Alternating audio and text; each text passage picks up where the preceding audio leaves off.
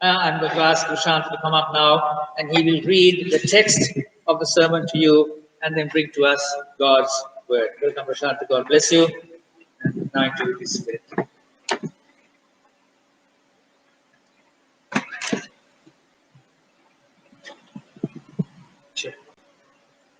Check. Can you all hear me? Good to see all of you. It's always a privilege and a pleasure and a joy to share God's word with you. As you know, I have been preaching through the book of Jonah. This is the first time in my life that I have been preaching through a book. So we started last October.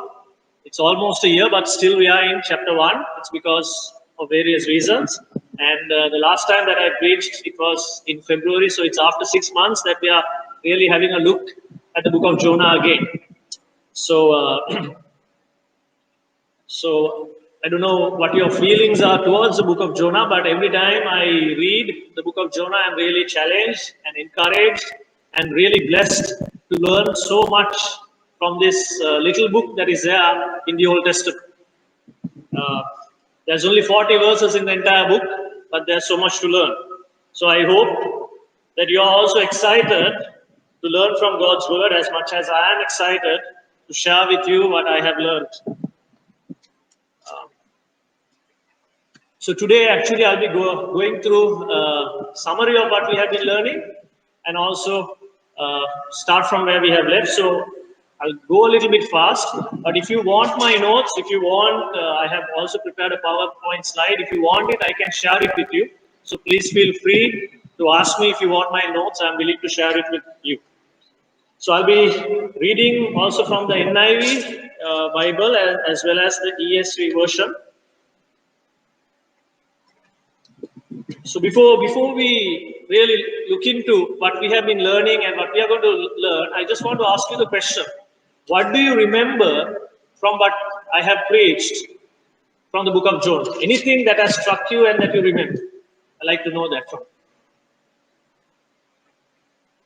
you. You know that I'm a teacher, so by teachers, one thing they do is they ask their students, can you remember what you have studied? I'm not trying to be a teacher here while preaching, but I like to know, I know some of you were not there when I preached, but is there anything that you remember?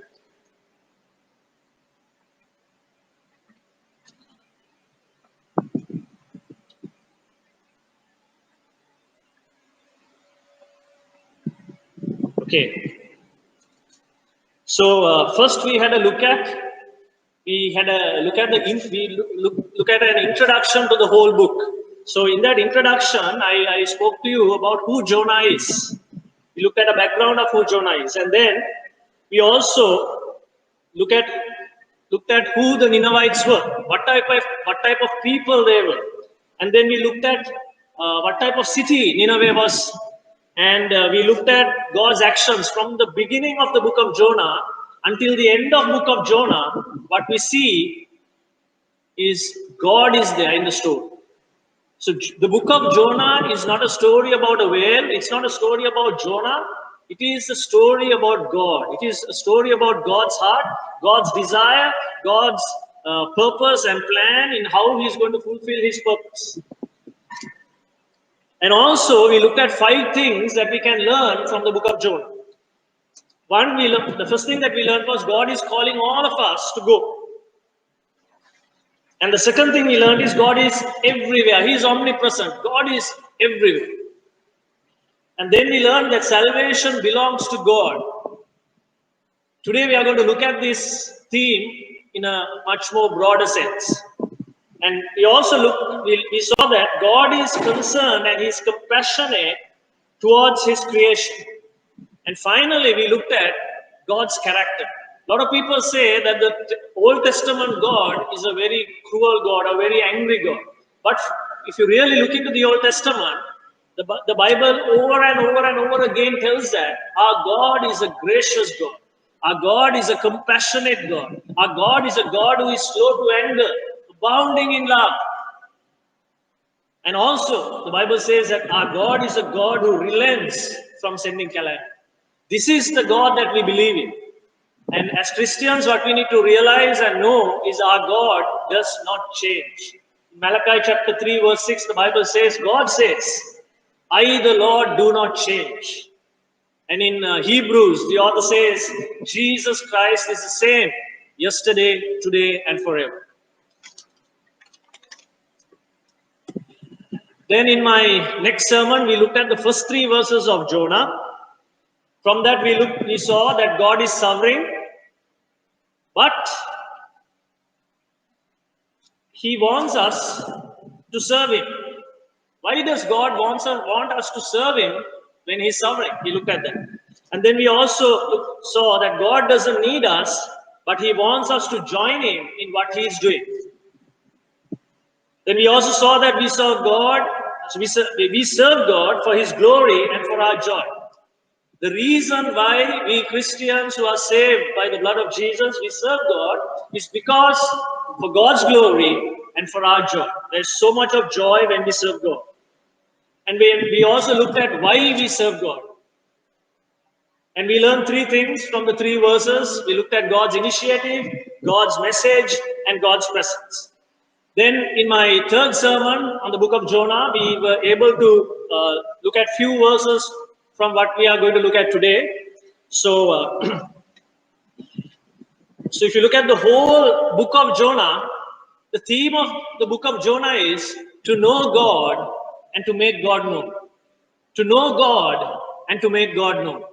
So we see in the life of Jonah, he was a man who knew God. He knew God. And God is expecting each of us as His children, if we know God, we also have a responsibility of making Him known to the people around us. Shall we pray and commit this time as we look into today's section? Loving Father, I want to thank You for this day. Thank You, Lord, for the privilege and the honor, Lord, to preach Your word. Lord, I thank You, Lord, for Your people. Father, I pray Your blessing upon them as they hear Your word, as they, Lord, look into Your word. I pray that You will bless them, You will teach them. Lord, You will encourage them. And Lord, You will show them what You want them to learn. Father, I pray that You will use me for Your glory. I pray that You will be lifted up even as I preach Your word. In Jesus' name, amen. Let's turn to our Bibles to Jonah chapter 1, verses 4 to 17. I'm going to read from verses 4 to 17. Then the Lord sent a great wind on the sea, and such a violent storm arose that the ship threatened to break up. All the sailors were afraid, and each cried out to his own God, and they threw the cargo into the sea to lighten the ship. But Jonah had gone below deck, where he lay down and fell into a deep sleep. The captain went to him and said, "How can you sleep? Get up and call on your God. Maybe He will take notice of us and we will not perish." Then the sailors said to each other, "Come, let us cast lots to find who is responsible for this calamity." They cast lots, and the lot fell on Jonah. So they asked him, "Tell us, who is responsible for making all this trouble for us? What do you do? Where do you come from? What is your country? From what people are you?" He answered, "I am a Hebrew, and I worship the Lord, the God of heaven, who made the sea and the land." This terrified them, and they asked, "What have you done?" They knew he was running away from the Lord because he had already told them so. The sea was getting rougher and rougher. So they asked him, "What should we do to you to make the sea calm down for us?" "Pick me up and throw me into the sea," he replied, "and it will become calm. I know that it is my fault that this great storm has come upon you." Instead, the men did their best to row back to land, but they could not, for the sea grew even wilder than before. Then they cried to the Lord, "O Lord, please do not let us die for taking this man's life. Do not hold us accountable for killing an innocent man. For you, O Lord, have done as you pleased." Then they took Jonah and threw him overboard, and the raging sea grew calm. At this the men greatly feared the Lord, and they offered a sacrifice to the Lord and made vows to him. But the Lord provided a great fish to swallow Jonah. And Jonah was inside the fish 3 days and 3 nights. I know this is a story that we have been hearing over and over again. We have shared this story with our children. Even last Sunday, as a family, we were able to watch a musical done in the US on the story of Jonah, a 2-hour musical, which was really beautiful. So this is a story that is, we know it, we know the story. So let's see what we can learn. So if I have to summarize this section, I'll summarize this section into 2 points. That is God's response to Jonah's disobedience. Throughout all these 14 verses, what we see is God's response to Jonah's disobedience. What did God do when Jonah disobeyed God's calling? And also we see God's saving and protective hand upon Jonah and those who were in the ship. So I would like to title this sermon, The Salvation Story. The Salvation Story. What I see from these verses is the whole salvation story that God has for his people. In other words, God's desire for mankind. In 1 Timothy chapter 2, verse 3 and 4, Paul tells us, this is good and pleases God our Savior, who wants all men to be saved and come to a knowledge of the truth. This is God's desire. God's desire is for all men to come to know him, to be saved, to come to a knowledge of the truth. So when I was preparing this sermon, first I came up with 5 points, and then it became 8, then it became 10, then it became 11, and now it has become 12. Right? So I have shared some of them with you, so we are going to look at them. So it's all from the letter S. So the 12 S's that we are going to look at are Spirit, we're going to look at God's Spirit, the storms, sin, solution, substitute, censors, submit, surrender, sacrifice. Then we are going to look at the Savior and salvation, and then our service. So we were able to look at the first 3. So I'm going to really run fast with the first 3 points. First, we were able to look at the Spirit. We see here, though Jonah was trying to flee away from God, though Jonah was trying to run away from God, the Bible tells us he was not able to run away from God. Why? Because God is everywhere. God is omnipresent. We cannot run away from God. If you are a child of God, you are always in the presence of God. Because the Bible says the Spirit of God indwells a believer. The Bible says we are the temple of God. The Bible says we are the temple of the Holy Spirit. So wherever we go, God is going to go with us. Everywhere we go, God is with us. So we cannot flee from God's presence. God's children cannot flee from his presence, and he will not stop pursuing after his loved ones. If you are a child of God, God loves you so much more than you love God. And you can't run away from God's presence. God is going to come behind you. Just like the father in the lost son story. If you are a child of God, wherever you go, God is going to go with you. Then we looked at storms. Throughout this chapter, we see the storm, we see a big storm, and then we see the storm is getting worse and worse and worse. I was able to share about this the last time that we looked into this verse. So in verses 4 and verses 15 and verses 17, we see about this storm. We learn 3 things. In this world, because we live in a fallen world, we are going to face storms. And all of us, we have faced storms in life. And we will face more storms in life. That's the reality in living in a fallen, broken, sinful world. And also we looked at, with whatever that is happening around us, we know that everything is not well. Everything is not well.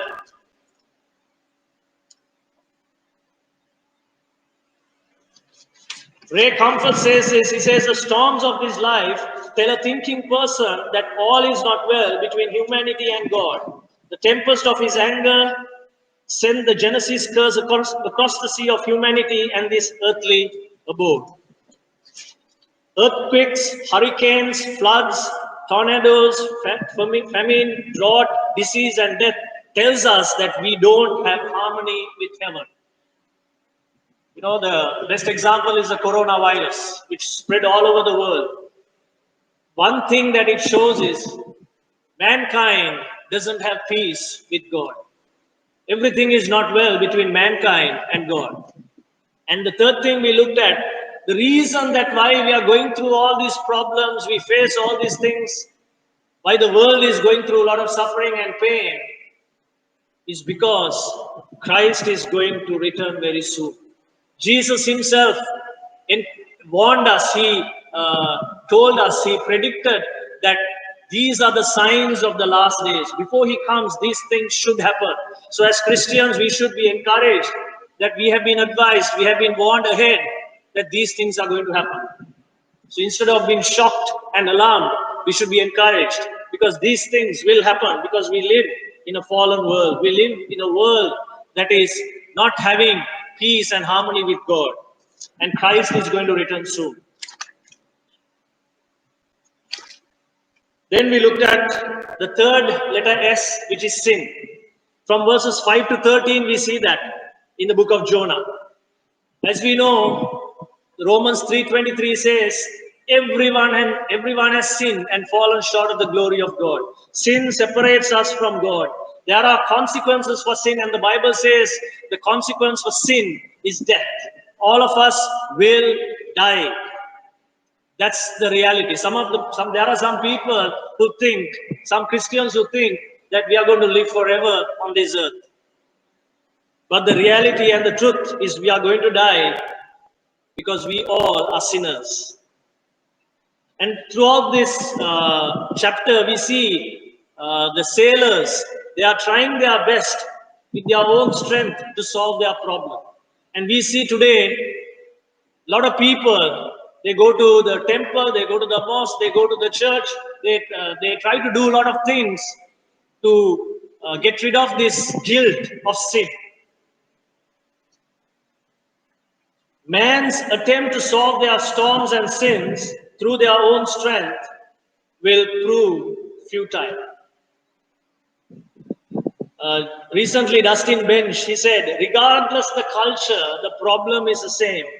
And the problem is sin. The problem that every culture, every country, every society faces, every individual has, is the problem of sin. And in this story, we see Jonah sleeping. He's sleeping in the ship through the storm. And if you know, we know our Lord Jesus also, he slept in the ship in a storm. But Jonah's sleeping in the ship and the Lord Jesus Christ sleeping in the ship is two different things. Because the Bible says sleep is something that it's a gift from God. Recently, I was watching the news and one of the army guys who is being questioned regarding the Easter bombing, one of the police officers, he says, "Mata hondata nindeyanu." I sleep well because he feels he's not guilty of what has happened because he has informed all those who are responsible. So he has done his part. So he says, I can sleep well. So there are people who can sleep well. And the Bible says sleep is a gift from God.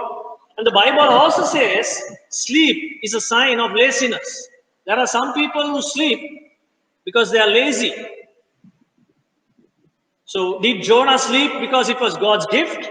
Or did Jonah sleep because he was lazy? And also the Bible says sleep is deprived by wealth. Those who are wealthy, they worry about so many things. So because of that, they are deprived of sleep. So wealth doesn't give sleep. So was Jonah wealthy? But he wasn't. He was able to sleep. So was Jonah poor? I don't think he was poor because he was able to pay the fare and go 2,000 miles to the west instead of going to Nineveh. And another reason that the Bible says that people sleep is because they are disobedient. So I believe the reason why Jonah slept through the storm in the ship was because he was disobedient to God. Christians can sleep because they are disobedient. I want to ask you some questions. Are you trying to solve your own problems on your own strength and wisdom? Are you also fast asleep like Jonah? Are you also in a place of disobedience? Are you also insensitive to what is happening around you or to what God is calling you to do? Are you facing your storms in peace or in panic?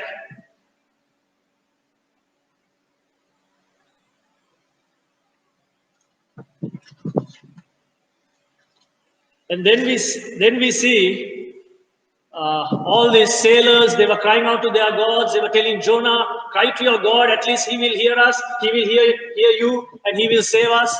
Nothing worked out. And then they decide to cast lots. And the Bible says the lot fell on Jonah. And when the lot fell on Jonah, they asked him some questions. Who are you? Where are you from? What have you done? Where are you going to? So I'm going to share some things about casting lots. Can Christian cast lots today? It's like today you can see in a game of cricket or any sport, they will toss a coin to see which team is going to bat first, which team is going to field first, right? So this casting of lots, we do it in different ways today. Recently we voted, we casted our votes, and a new government was appointed. So voting is a type of casting lots. We choose. It's a way of selecting. There are some people who they in Sri Lanka they do the seat two. So when you do the seat two, if there are 10 people, they cast lots to see who is going to get the first, money, the first. So they cast lots to decide and choose. In Proverbs 16:30, the Bible says, every decision of the lot that is casted is from the Lord. So in the Old Testament, we see that the people casted to see what is the decision from the Lord. Old Testament, they did it.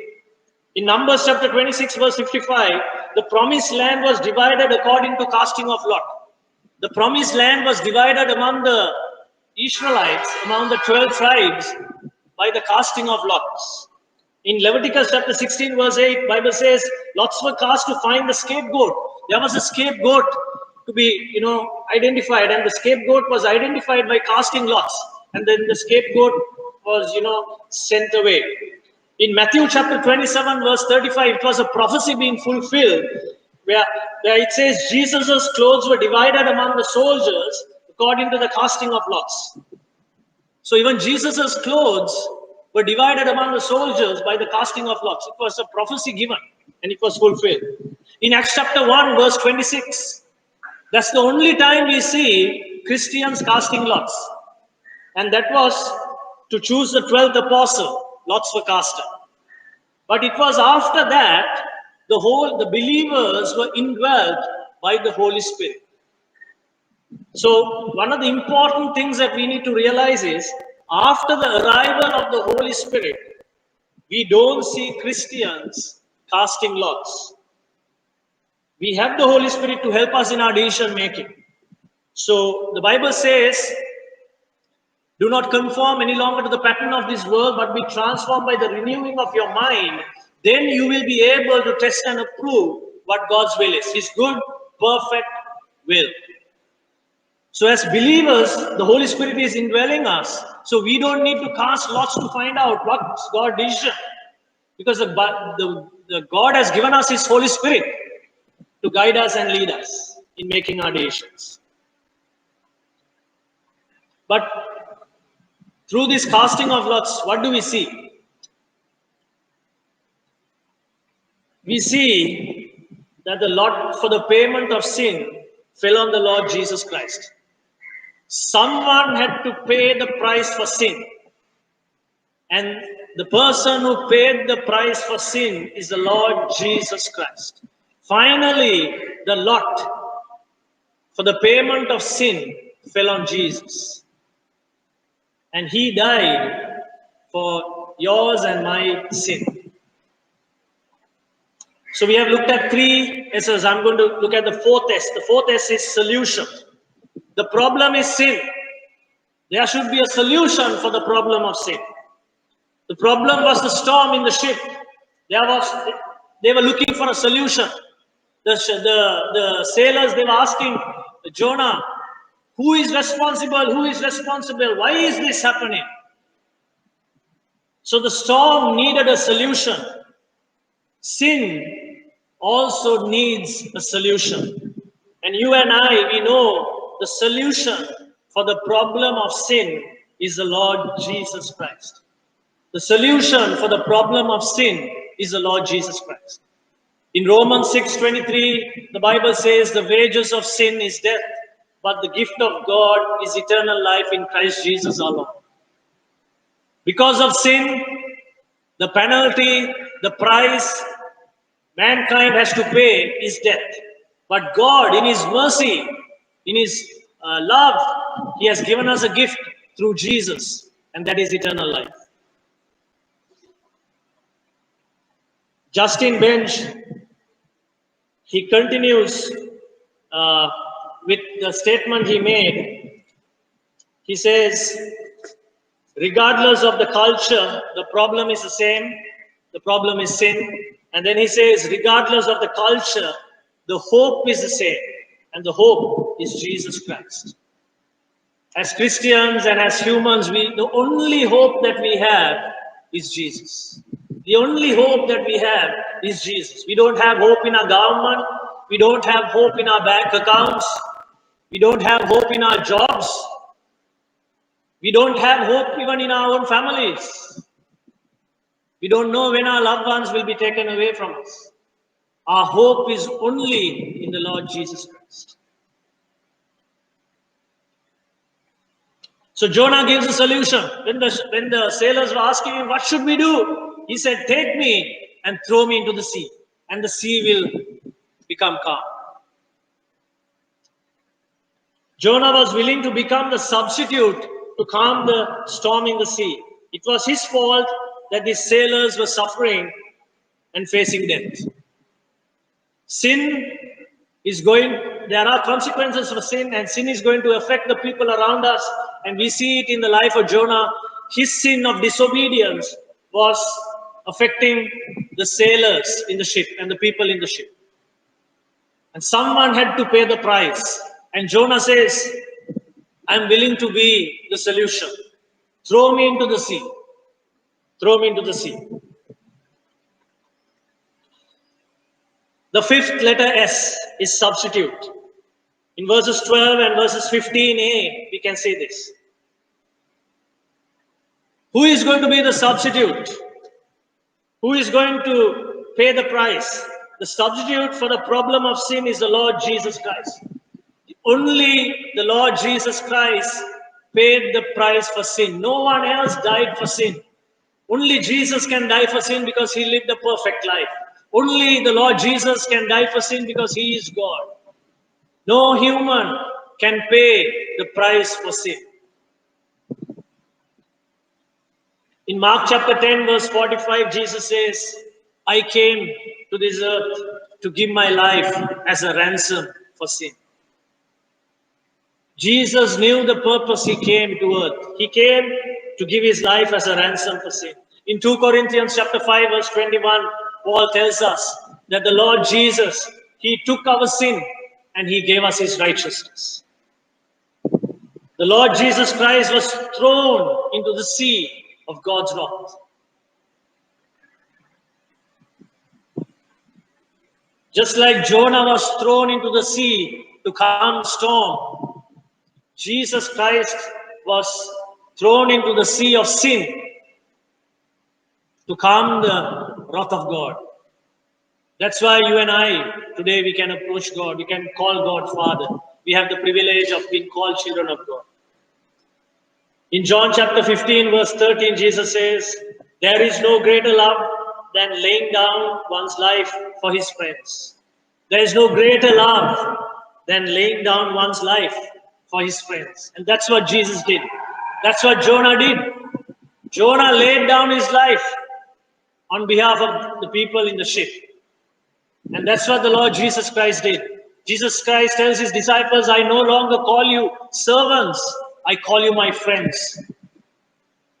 And because he called them friends, not only he called them friends, he also gave his life for them. That's why he says in John 15:13, there is no greater love than laying down one's life for his friends.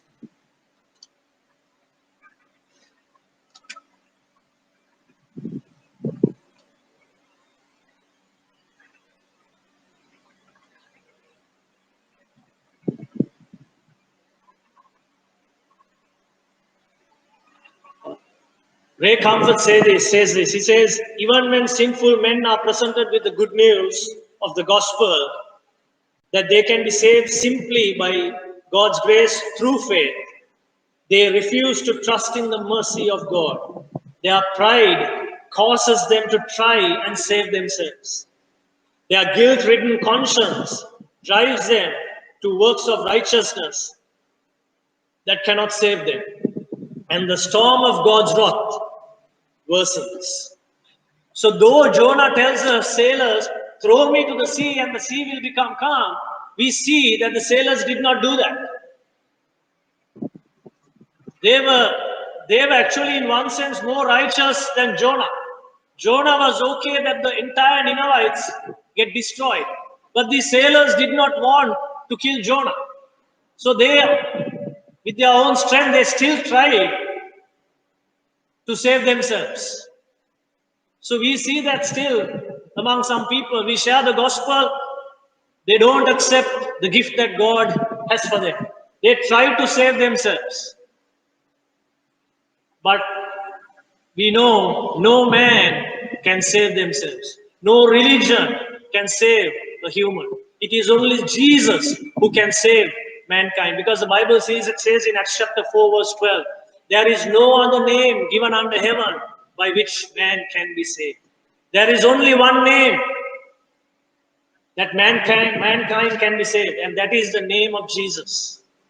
Only it is through Jesus that man can be saved.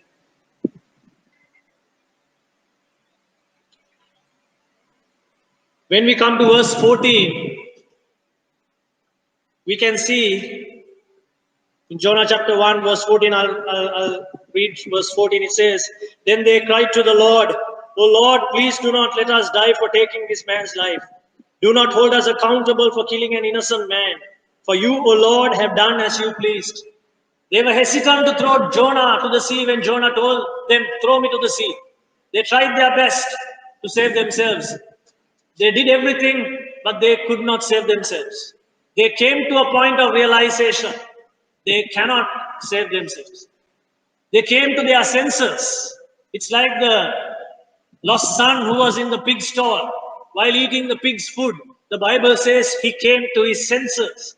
He came to his senses and realized, oh, in my father's house, there's plenty of food. If I go to my father's house, he's going to accept me. He's going to embrace me. The sailors came to their senses. That's the sixth letter. Sixth S. And the seventh S also we can see, not only they came to their senses, they submitted to God's will. They submitted to God's sovereign will. When you come to your senses, that is the point that you can submit to God and say, God, I'm helpless. I don't know what to do. It is only you who can help me. So the sailors came to that point. They said, Lord, we are very sorry, Lord. Please forgive us for taking this innocent man's life. Now we are going to throw him into the sea. Please forgive us. It is only you who can save us. I believe all of us, when we became Christians, that's what we did as well. When we came to our senses, when we realized we cannot solve the problem of sin.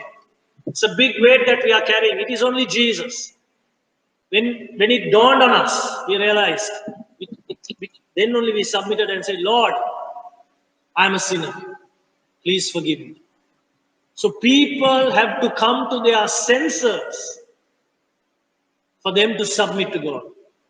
And the eighth S is surrender. When you submit yourself, when you say, Lord, I'm helpless, that's the time you surrender yourselves and say, Lord, take control. My life is yours. My life is yours.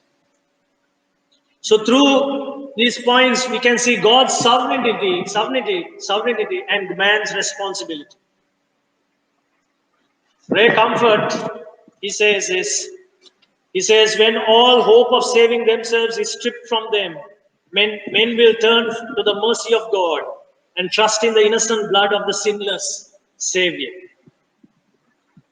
When all hope is gone, when men realize they are helpless, they are clueless, they don't know what to do, and when they come to their senses and they submit to God and they surrender their lives to God,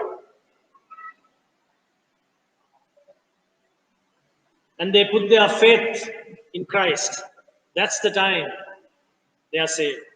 So salvation is a gift to those who submit and surrender to God's sovereign will. Salvation is a gift to those who submit and surrender to God's sovereign will.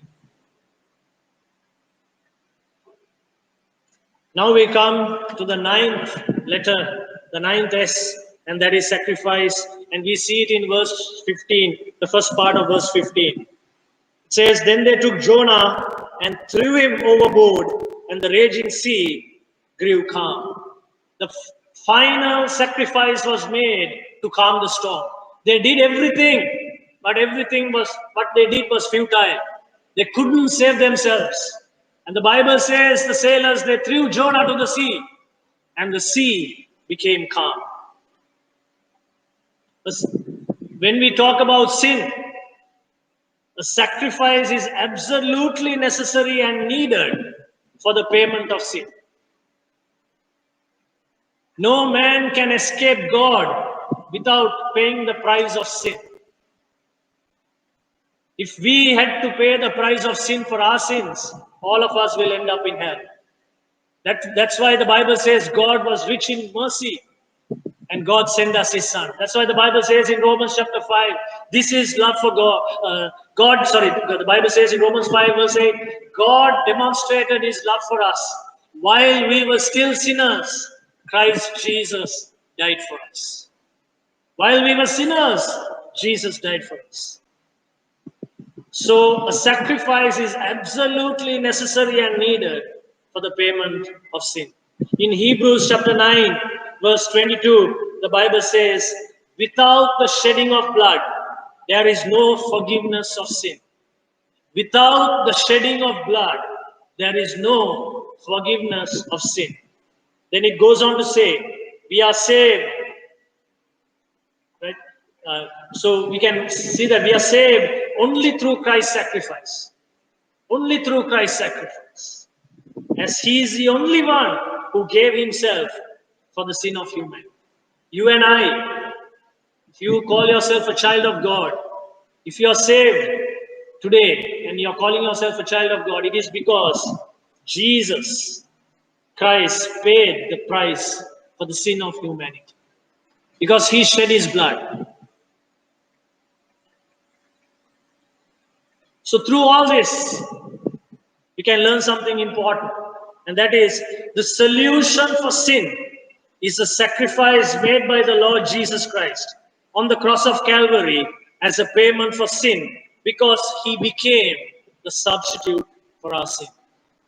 I'm going to read that again.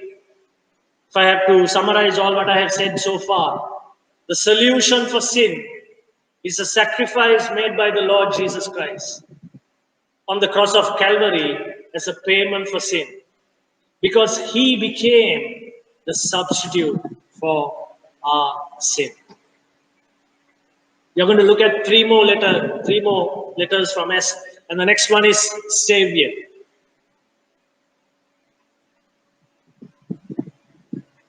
Someone has to make the sacrifice, someone has to be the solution, someone has to be the substitute. And that is our Savior. The person who made the sacrifice, the person who became the substitute for sin, the person who paid the sacrifice for sin is our Savior. and that Savior is the Lord Jesus Christ. The Bible calls the Lord Jesus Christ as the Savior of the world. You and I, we have only one Savior, and that Savior is the Lord Jesus Christ. We cannot save ourselves. We need a Savior, and that Savior is the Lord Jesus Christ.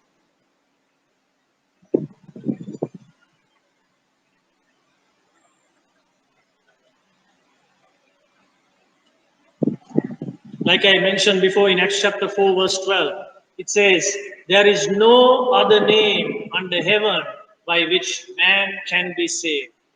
There's only one name, and that is the name of Jesus. It is only Jesus. There's only one Savior, and that Savior is Jesus. The 11th S is salvation. So we have a Savior, that is the Lord Jesus Christ. We have a Savior who made the sacrifice, that is the Lord Jesus Christ. We have a Savior who was a substitute, that is the Lord Jesus Christ.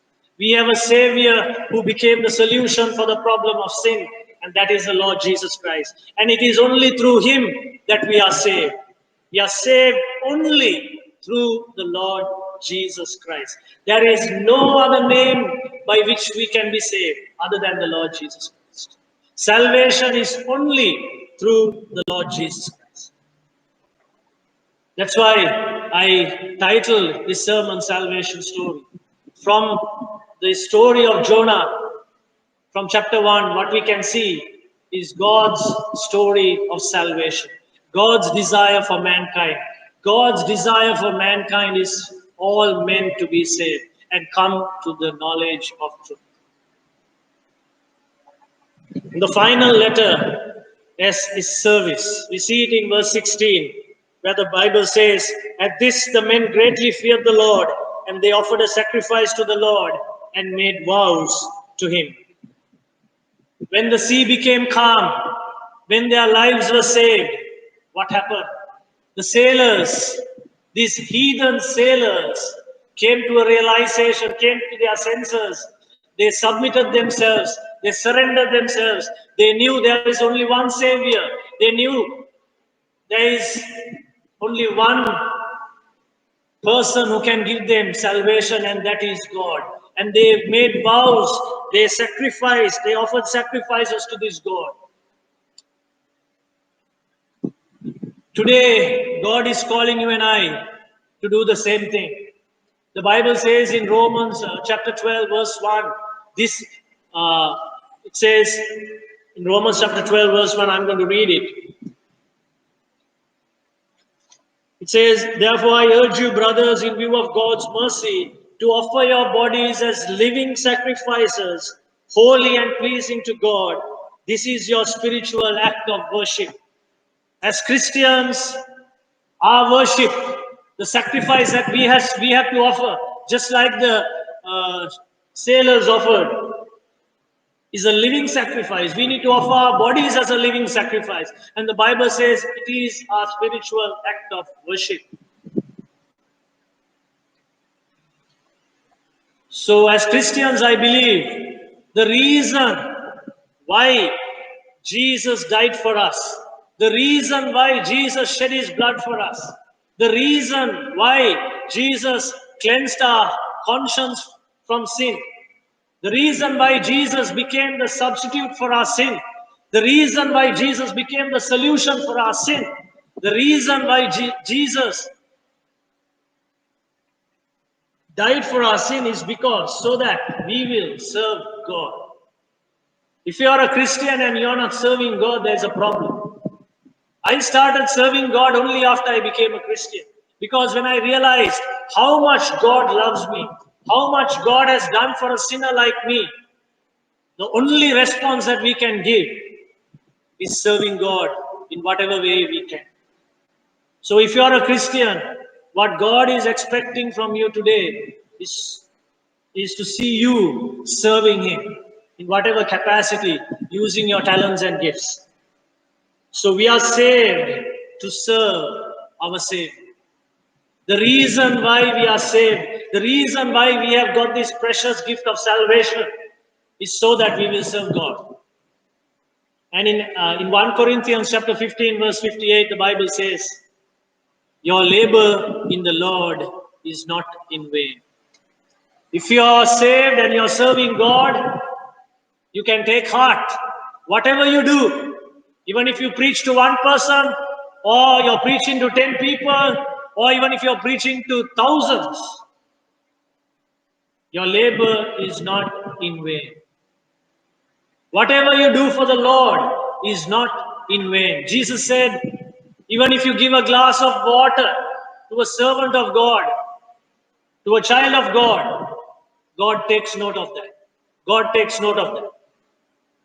So that's why whatever we do for the Lord is not in vain.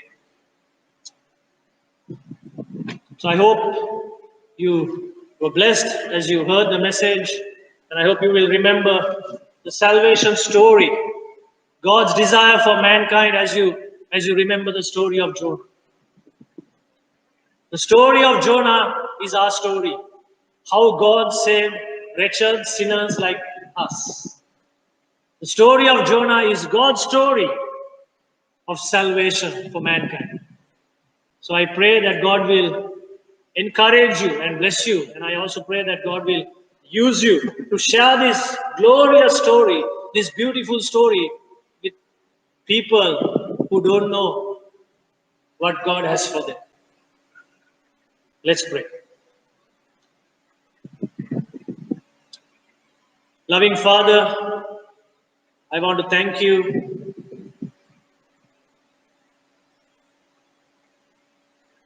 for your great love towards us. Lord, your word says that while we were still sinners, God demonstrated his love for us by sending Christ Jesus to die for us. Thank you, Lord. Thank you for the story of Jonah. We see ourselves through this story. Thank you, Lord, that as your children, we cannot flee your presence. Wherever we go, you are with us. Thank you, Lord, for that great assurance, Lord, that we can be assured of your presence in our lives, no matter what happens around us. Thank you, Lord, for the storms that come into our lives, the problems that come into our life. It shows how fragile life is, how futile life is, how hopeless this world that we live in. Lord, we live in a broken, sinful world. We live in a fallen world, a world that is fallen because of sin. And Lord, it all tells us that we do not have peace with you, Lord. And it also points to us and tells us that you're going to come back. Thank you, Lord, for that assurance. Thank you, Lord, that you're going to come back for your bride. And Lord, we also want to thank you because your word doesn't tell us the problem is sin, but it also tells us that there needs to be a solution for the problem of sin. And we know the solution is found only in the Lord Jesus Christ.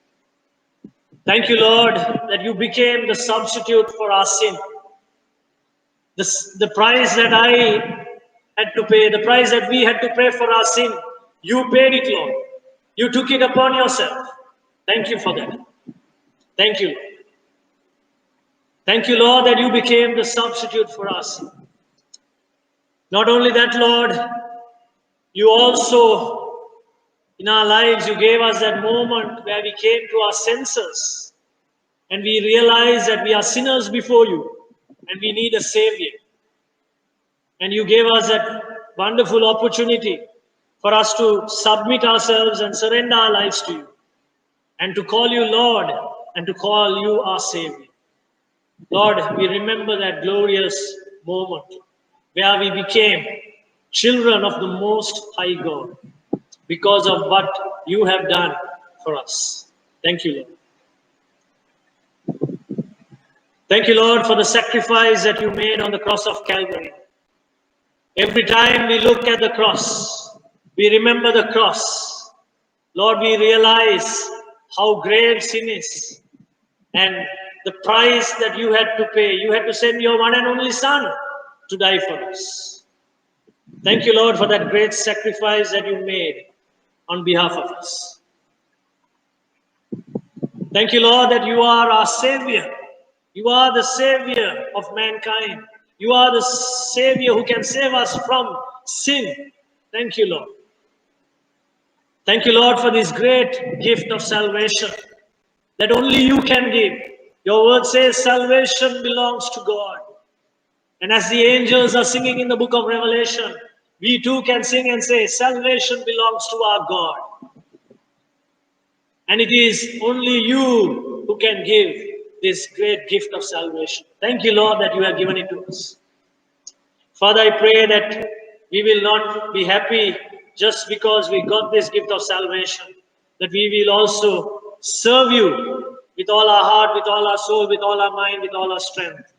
Because your word says in Hebrews chapter 9, verse 14, that the reason why you died for us, the reason why you shed your blood for us, the reason why you cleansed our conscience from sin is so that we may serve the living God.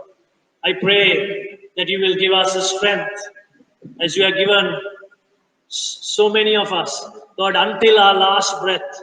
Lord, give us the passion, give us the desire, give us the zeal to serve you, Lord, to be grateful for what you have done in our lives. Thank you, Lord. In Jesus' name I pray. Amen.